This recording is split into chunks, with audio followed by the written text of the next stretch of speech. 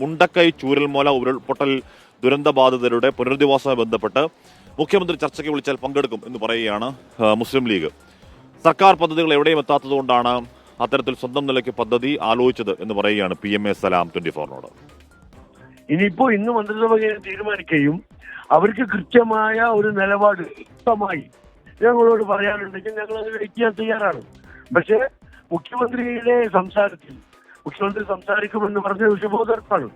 പക്ഷെ മുഖ്യമന്ത്രിയുടെ സംസാരത്തിൽ ഒരു വ്യക്തതയും കൃത്യതയും ഉണ്ടെങ്കിൽ ഇനിയും അനിശ്ചിതമായി നീളില്ല എന്ന് ആ സംസാരത്തിലൂടെ ഞങ്ങൾക്ക് ബോധ്യപ്പെട്ടാൽ ഞങ്ങൾ ഗവൺമെന്റിനെ കൂടെ നിന്നോളാം. മുഖ്യമന്ത്രി സംസാരിക്കാന്ന് പറഞ്ഞാൽ നല്ലതാണ്, ഞങ്ങൾ അതിന് കാത്തിരിക്കുക.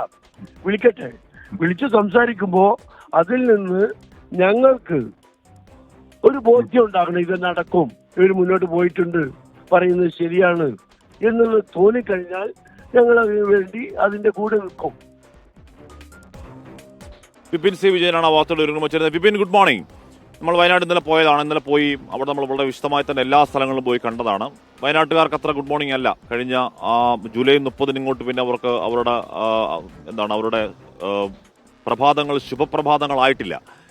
അതിന് കാരണം വലിയ പ്രതീക്ഷയുടെ അവിടെ നോക്കിയിരുന്നു, ഒന്നും നടക്കുന്നില്ല. ഏറ്റവും കൂടുതൽ ഒരു കരട് പട്ടിക വന്നു. ആ കരട് പട്ടിക എന്ന് പറഞ്ഞാൽ ഒരു അബദ്ധ പഞ്ചാംഗം എന്ന് പറഞ്ഞാൽ നമുക്ക് ഭയങ്കര സങ്കടവും ഭയങ്കര ദേഷ്യവും ധാർമ്മിക രോഷവും ഒക്കെ തോന്നുന്ന വാക്കുകൾ നമ്മൾ ഒരുപാട് കേട്ടു. ഒന്നല്ല, കുറേ അധികം പേരുടെ കണ്ണീരും വേദനയൊക്കെ നമ്മൾ ഇന്നലെ കേട്ടതാണ്. വിപിൻ, എന്താണ് ഇപ്പോൾ PMA സലാം പറയുന്നത്? Good morning Ashmi. ഇപ്പോൾ ഈ മുണ്ടക്കൈ ചൂരൽമല പുനരധിവാസവുമായി ബന്ധപ്പെട്ട് അത് കുറച്ച് വേഗത്തിലാക്കാനുള്ള ചില നടപടികളൊക്കെ ഇന്നലെ സർക്കാരിന്റെ ഭാഗത്തു നിന്ന് പറയുകയുണ്ടായി. അപ്പോൾ അതിലേറ്റവും പ്രധാനപ്പെട്ടത് ഇതിന്റെ ഒരു സ്പോൺസർമാരായ, അതായത് വീടുകൾ വാഗ്ദാനം ചെയ്തവരുമായി മുഖ്യമന്ത്രി നേരിട്ട് സംസാരിക്കും. അങ്ങനെ ടൗൺഷിപ്പ് ഒറ്റഘട്ടമായിട്ട് ഉണ്ടാക്കാനാണ് ഉദ്ദേശിക്കുന്നത്. ഒപ്പം തന്നെ അതിൽ 50 വീടുകൾക്ക് മുകളിൽ പറഞ്ഞിരിക്കുന്നവരൊക്കെ ഒരു പ്രധാന സ്പോൺസർമാരായി കണക്കാക്കുമെന്നുള്ളതാണ്. അങ്ങനെയാണെങ്കിൽ മുസ്ലിം ലീഗ് 100 വീടുകളാണ് പറഞ്ഞിരുന്നത്. പക്ഷേ ഈ സർക്കാരിന്റെ നടപടികൾ ഇങ്ങനെ അനന്തമായിട്ട് നീളുന്നു. എവിടെയാണ് സ്ഥലം എന്ന് പോലും കണ്ടെത്താൻ സാധിക്കാത്ത, അല്ലെങ്കിൽ ആ വിവരങ്ങളൊന്നും തന്നെ പുറത്തു വരാത്ത ഒരു സാഹചര്യത്തിൽ മുസ്ലിം ലീഗ് സ്വന്തം നിലയ്ക്ക് തന്നെ വീടുകൾ, ആ സ്ഥലം കണ്ടെത്താനും ഒപ്പം തന്നെ വീടുകൾ വെച്ചു കൊടുക്കാനുമുള്ള ഒരു തീരുമാനമെടുക്കുകയല്ല, അതുമായി മുന്നോട്ട് പോവുകയും ഏറെക്കുറെ സ്ഥലം കണ്ടെത്തുകയൊക്കെ ചെയ്തിരുന്നു. ഈ സമയത്താണ് ഇപ്പോൾ ഈ വീടുകൾ സ്പോൺസർ ചെയ്തവരെ നേരിട്ട് സംസാരിക്കുമെന്നുള്ളത് മുഖ്യമന്ത്രി തന്നെ പറഞ്ഞിട്ടുള്ളത്. ആ ഒരു ഘട്ടത്തിലാണ് അങ്ങനെ ഒരു ചർച്ചയ്ക്ക് വിളിക്കുകയാണെങ്കിൽ അതിന് ഇപ്പോൾ മുസ്ലിം ലീഗ് തയ്യാറാണ്, അങ്ങനെ ഒരു ചർച്ചയ്ക്ക് തയ്യാറാണ് എന്നുള്ളത് അറിയിച്ചിരിക്കുന്നത്. അത് പക്ഷേ അതിനൊരു കൃത്യതയും വ്യക്തതയും ഒക്കെ വേണം. കാരണം എപ്പോഴെങ്കിലും വെക്കാമെന്നുള്ള ഒരു സമയബന്ധിതമായി എന്ന് ഈ ടൗൺഷിപ്പ് സാധ്യമാകും എന്നുള്ളത് ബോധ്യപ്പെടുകയാണെങ്കിൽ സർക്കാരിനൊപ്പം നിൽക്കാൻ തയ്യാറാണ്. അങ്ങനെയാണെങ്കിൽ ഈ സ്ഥലം കണ്ടെത്തി വീട് വയ്ക്കുക എന്നുള്ളതിൽ നിന്ന് മാറി 100 വീടുകൾ വെച്ചു കൊടുക്കുക എന്നുള്ളതിലേക്ക് മുസ്ലിം ലീഗ് മാറും എന്നുള്ളത് തന്നെയാണ് ഇപ്പോൾ PMA സലാം വ്യക്തമാക്കുന്നത്. അതിനുവേണ്ടിയിട്ടുള്ള പണമാണ് മുസ്ലിം ലീഗ് പിരിച്ചിട്ടുള്ളത്. അപ്പോൾ അനന്തമായി അത് നീട്ടിക്കൊണ്ടു പോകാൻ പറ്റില്ല. ലീഗിനെ വിശ്വസിച്ച് ജനങ്ങൾ ഏൽപ്പിച്ച പണമാണ്. അതുകൊണ്ട് അതിൻ്റെ ഒരു ബാധ്യതയുണ്ട്.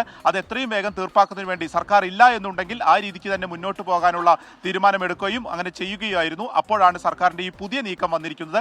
അതിനോടൊരു പോസിറ്റീവ് സമീപനം മുസ്ലിം ലീഗിന്റെ ഭാഗത്ത് ഉണ്ടാകുന്നു എന്നുള്ളതാണ് ശ്രദ്ധേയമായിട്ടുള്ള കാര്യം. അഷ്മി. ഓക്കെ വിപിൻ സി വിജയൻ, എന്തായാലും അത് ആ ദുരന്തബാധിതർക്ക് വേണ്ടി പിരിച്ച പണമാണ്. അപ്പോൾ അത് അവർക്ക് വേണ്ടി തന്നെ ചിലവാക്കുക. അത് അങ്ങനെ ആയിരിക്കുമല്ലോ ഏത് രാഷ്ട്രീയ പാർട്ടി ഉദ്ദേശിക്കുക. കാര്യം അത് പറയാൻ കാരണം എന്ന് പറഞ്ഞാൽ എന്ത് കിട്ടിയാലും അവർക്ക് വലിയ സഹായമാണ്. കാര്യം അത്രത്തോളം സങ്കടത്തിൽ കഴിയുന്ന കുറേ മനുഷ്യർ നമ്മൾ ഇന്നലെയും കണ്ടു. എന്ന് പറഞ്ഞാൽ നമ്മൾ ഈ പറയുന്ന 5 മാസമാവുന്നു. 5 മാസങ്ങൾക്ക് മുമ്പ് നമ്മൾ അവിടെ പോയി കണ്ടതാണ്. ഒരു പ്രകൃതി ഒന്നാകെ ഇല്ലാതായി പോകുന്നതിൻ്റെ സങ്കട ദൃശ്യങ്ങൾ നമ്മൾ കണ്ടതാണ്. അതിനുശേഷം നമ്മൾ അന്നൊക്കെ ഈ വേദനാകാലം കഴിയുമ്പോൾ എല്ലാവരും ചേർത്ത് പിടിക്കും എന്നൊക്കെ നമ്മൾ വെറുതെ വിചാരിച്ചതാണ്. അങ്ങനെയൊന്നും ഉണ്ടായിട്ടില്ല എന്നുള്ളതാണ് നമ്മൾ അവിടെ പോയി കാണുന്ന നേർക്കുനേർ കാണുന്ന സാക്ഷ്യം. അപ്പോൾ അതിലേറ്റവും ഒടുവിൽ അവർക്ക് വേദനയാവുന്നത് പുറത്തു വന്ന ഈ കരട് പട്ടികയാണ്. കരട് പട്ടികയിൽ ഒരു 11ാം വാർഡിലെ 190 പേരുടെ ലിസ്റ്റ് ഇടുമ്പോൾ തന്നെ 70-ലധികം ഇരട്ടിപ്പ് ഉണ്ടാകുമ്പോൾ തന്നെ മനസ്സിലാക്കണം എത്രത്തോളം ജാഗ്രതയില്ലാതെ തയ്യാറാക്കിയ റിപ്പോർട്ടാണെന്നുള്ള കാര്യം. ഇനി അങ്ങ് ഉണ്ടാവാതിരിക്കട്ടെ. നമ്മൾ അങ്ങോട്ടേക്ക് പോകുന്ന പുനരധിവാസത്തിൽ നമ്മൾ ആ കരട് പട്ടികയിൽ കണ്ട കൊടിയ അനാസ്ഥ ഉണ്ടാവാതിരിക്കട്ടെ എന്ന് ആഗ്രഹിക്കാനും പ്രാർത്ഥിക്കാനും മാത്രമേ കഴിയുകയുള്ളൂ. അപ്പോൾ അവിടുത്തുകാർക്ക് ഏത് സഹായം ഏത് വഴിക്ക് കിട്ടിയാലും വലിയ കാര്യമാകുന്നൊരു പ്രത്യേക സമയമാണ്. അതുകൊണ്ട് ആരും അതിൽ മടിച്ചു നിൽക്കേണ്ട, ആരെയും കാത്ത്.